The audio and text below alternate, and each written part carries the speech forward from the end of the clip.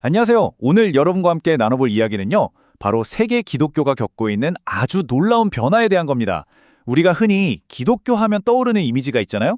근데 그게 지금 어떻게, 그리고 또 왜 완전히 뒤바뀌고 있는지 저명한 역사가 앤드류 F. 월스의 통찰을 통해 그 비밀을 한번 파헤쳐 보겠습니다. 그의 대표작, 기독교 역사 속의 타문화 융합 과정에 그 힌트가 담겨 있죠. 자, 이 그래프 한번 보시죠. 지금으로부터 약 한 세기 전인 1900년만 해도 기독교는 누가 봐도 서구의 종교였습니다. 여기 데이터가 딱 보여주잖아요. 당시 기독교인 10명 중에 무려 8명 이상이 유럽이나 북미에 살고 있었다는 거죠. 이게 바로 불과 100여 년 전 우리에게 익숙했던 기독교의 모습입니다. 그런데 지금은 어떤가요? 와, 상황이 완전히 180도 뒤집혔습니다. 이제는 전 세계 기독교인의 60% 이상이 아프리카, 아시아, 라틴 아메리카, 그러니까 흔히 말하는 남반구에 살고 있어요. 불과 한 세기 만에 기독교의 인구 지도에서 심장부라고 할 수 있는 곳이 지구 반대편으로 완전히 옮겨가 버린 겁니다. 예전 생각만 하고 있으면 큰일 나겠죠. 여기서 바로 이 질문이 나올 수밖에 없습니다.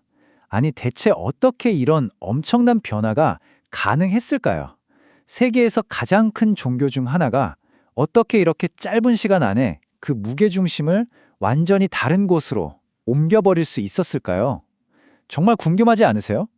지금부터 그 거대한 흐름의 비밀을 하나씩 풀어가 보겠습니다. 자, 그 해답의 첫 번째 열쇠가 바로 여기 있습니다. 앤드류 월스는 이 거대한 변화를 설명하는 핵심 개념으로 연속적 확장이라는 아이디어를 제시합니다.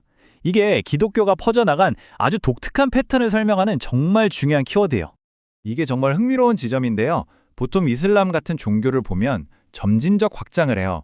무슨 말이냐면 메카라는 아주 강력하고 변치 않는 중심이 계속 활력을 유지하면서 거기서부터 신앙이 바깥으로 쭉쭉 뻗어나가는 거죠.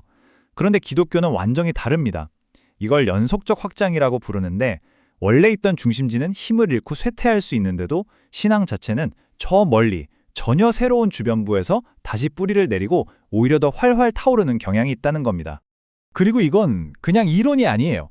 기독교 역사를 쭉 돌아보면 이 패턴이 정말 뚜렷하게 보입니다. 신앙의 심장부는 단 한 번도 한 곳에 머물러 있지 않았어요.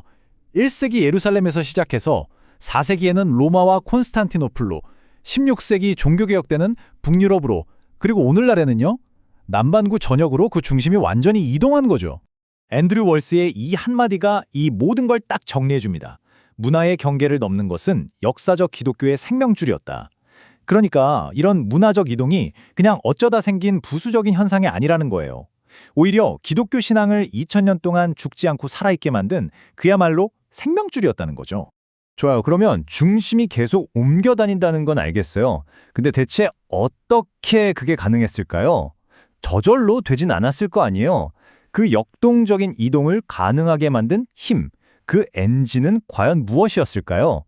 월스는 그 핵심에 번역이라는 아주 강력한 메커니즘이 숨어 있다고 설명합니다.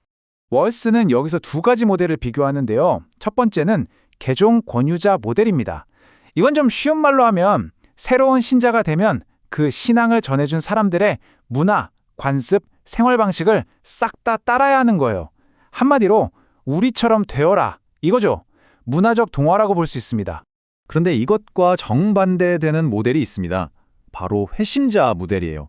이건 뭐냐면요. 새로운 신자가 신앙의 핵심은 받아들이되 그것을 자기 자신의 문화, 자신의 언어로 다시 표현하고 살아내도록 격려받는 겁니다.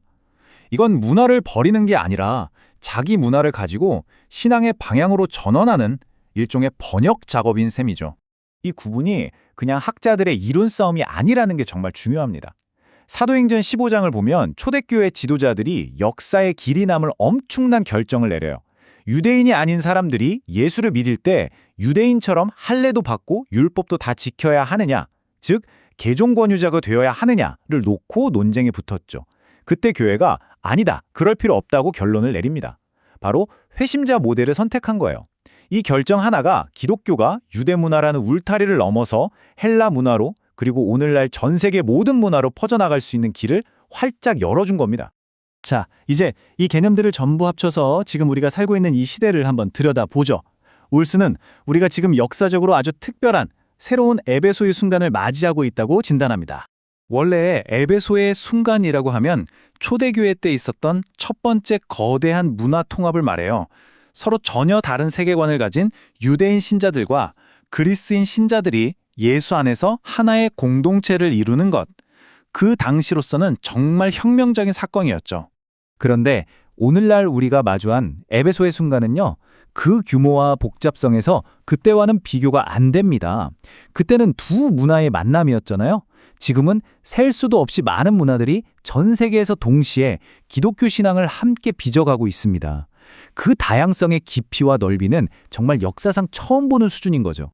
바로 이 지점에서 월스의 아주 중요한 신학적 원리가 나옵니다. 왜 교회가 이렇게 다양해야 하는가? 그건 인류가 원래 다양하기 때문이라는 거예요. 그리고 동시에 왜 이 모든 다양함 속에서도 교회가 하나여야 하는가? 그건 그리스도가 한 분이기 때문이라는 거죠. 다시 말해, 다양성은 우리가 극복해야 할 문제가 아니라 오히려 교회의 필연적인 운명과도 같다는 통찰입니다.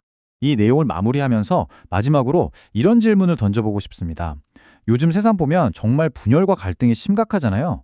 이런 시대에 지난 2000년 동안 끊임없이 문화의 경계를 넘고 스스로를 번역하면서 살아남은 기독교의 독특한 역사가 어쩌면 우리에게 뭔가 새로운 통합의 모델을 보여줄 수 있지 않을까요? 앤드류 월스의 분석은 바로 이 질문을 우리에게 아주 진지하게 던지고 있습니다.